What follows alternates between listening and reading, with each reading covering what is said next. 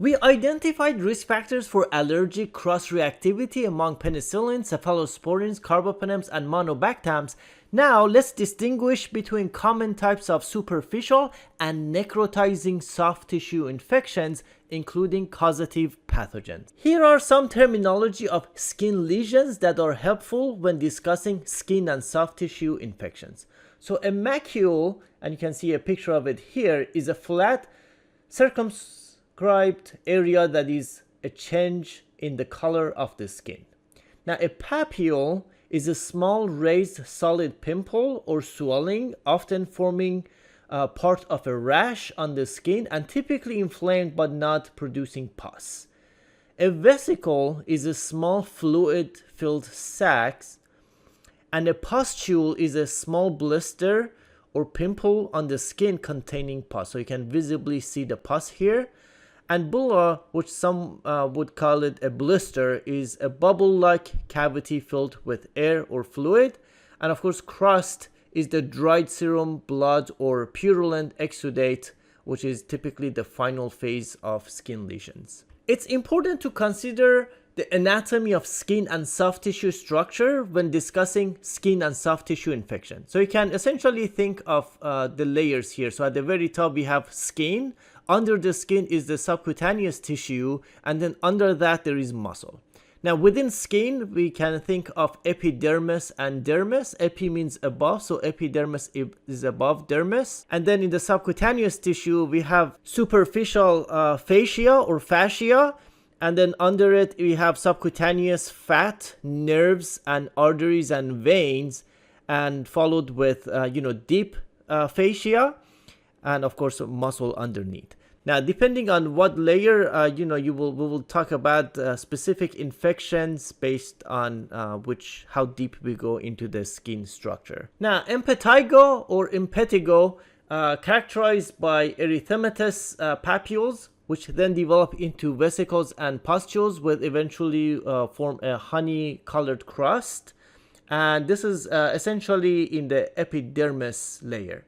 Ecthyma or ecthyma essentially is similar to impetigo, but it extends into the dermis skin layer. So it's still in the skin, but it's a bit, deeper. Furuncle or a boil is an infection of the hair follicle that extends through the dermis and into the subcutaneous tissue.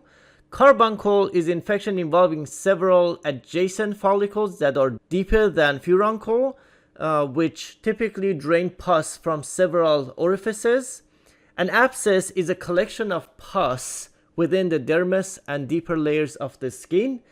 Cellulitis is an acute spreading inflammation of the epidermis, dermis, and possibly the superficial fascia. It's characterized by erythema and edema of the skin that is not elevated and has poorly defined margins. Erysipelas is similar cellulitis but with a raised border and clearly demarcated margin. These infections are considered superficial in the sense that they are not necrotizing. When it comes to necrotizing soft tissue infection, essentially we get deep into the skin tissue.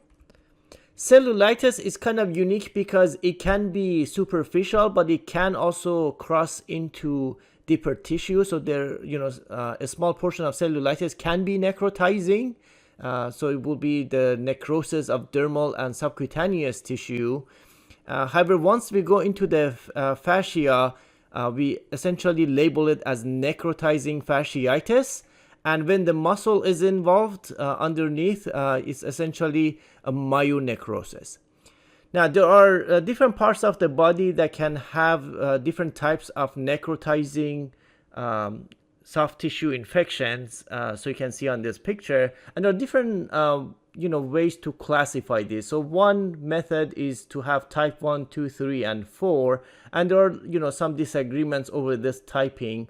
But essentially, as of 2023, a proposed classification is that type 1 is essentially polymicrobial infection, when it comes to necrotizing. Type 2 necrotizing infections are monomicrobial, so typically group A, Strep or Staphylococcus aureus. Type 3 is reserved specifically for Vibrio vulnificus or Aeromonas hydrophila, and type 4 for fungal infections.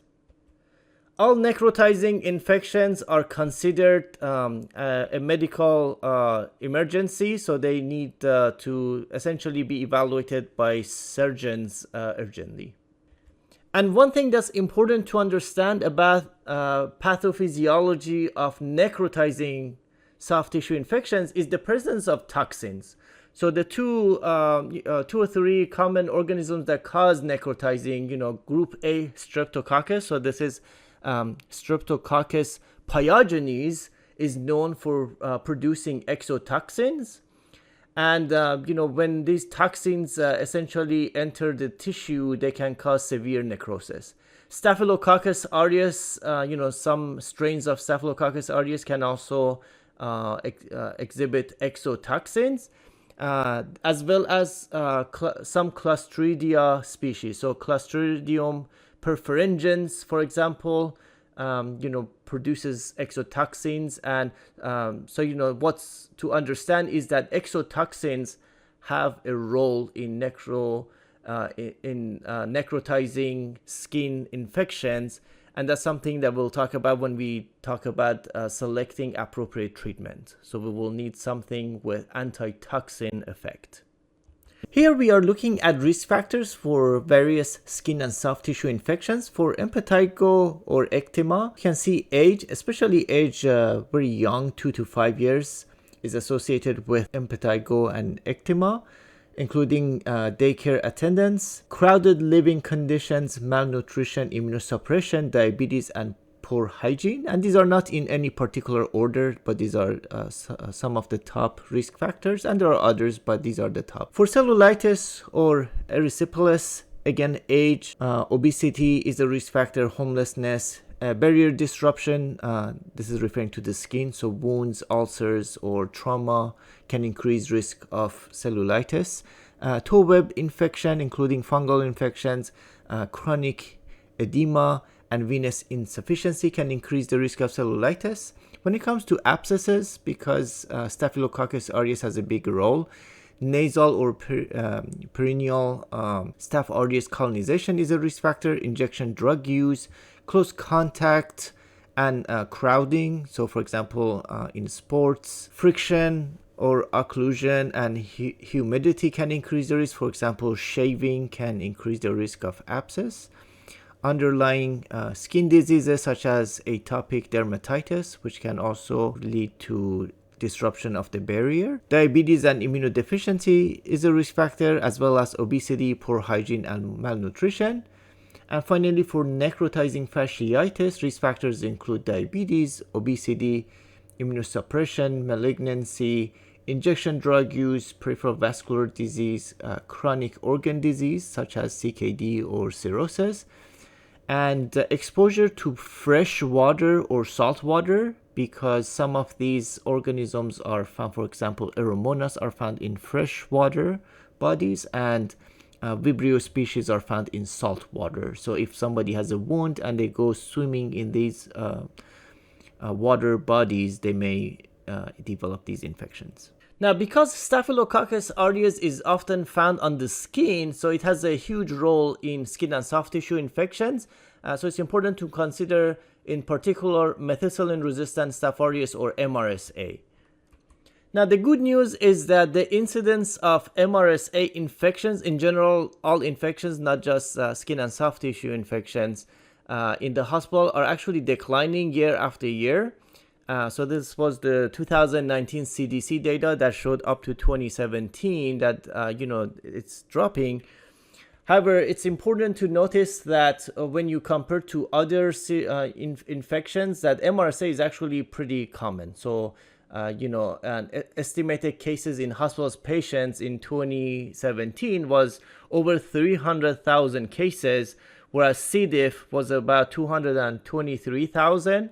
ESBL is 197. So you compare to other, bad organisms, MRSA is pretty much, more common. And when you consider estimated death, Although more people have died from C. diff in 2017, still, over 10,000 people have died as a result of MRSA infections. And that's all infections in general, not necessarily skin and soft tissue infections, just to emphasize the importance of MRSA when it comes to infections.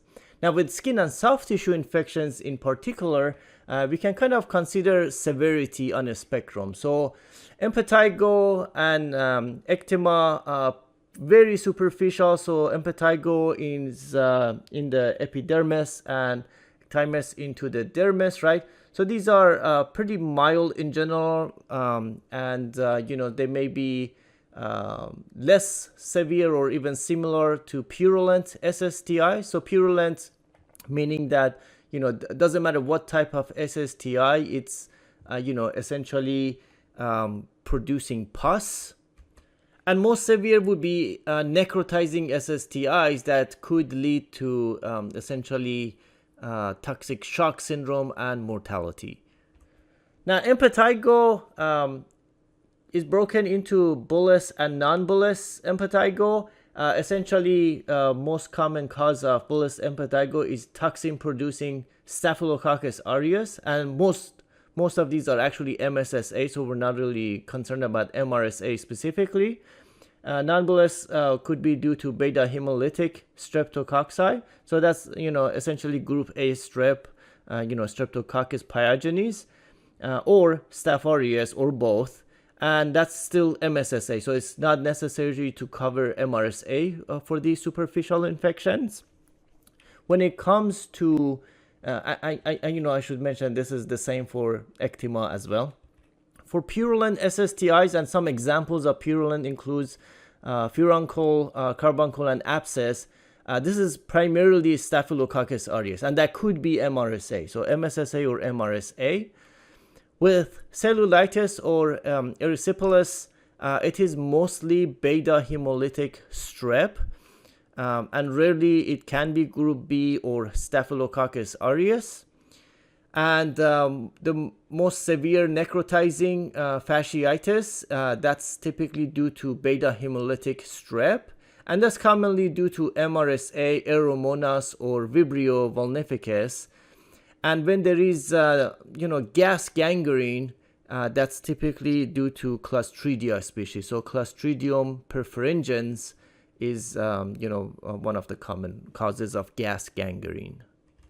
Now, when we look at all skin and soft tissue infections in general, most typically, collectively, most typical implications are due to Staph aureus and beta hemolytic strep. So you will see that the treatment is targeting these two organisms for the most part. Now, 80% of culture positive infections are from these two. And when it comes to Staph aureus, community acquired MRSA, is a big portion of it.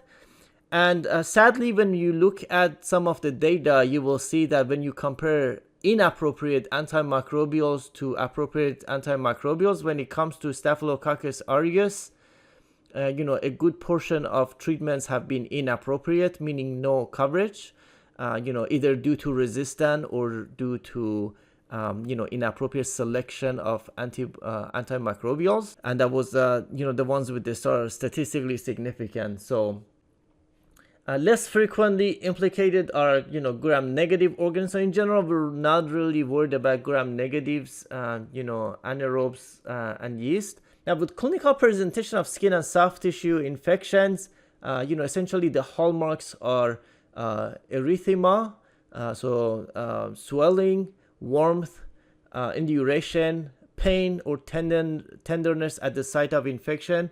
And for some of them that are purulent, draining, the pus will be coming from the wound. And they may be accompanied by signs and symptoms of a systemic illness. For example, there may be, depending on the severity, there may be fever and chills, diaphoresis, malaise, or elements of SIRS criteria. And we will use these to actually, when we select treatment, we will label some of these as mild, moderate, or severe, which I will discuss when I go over treatment.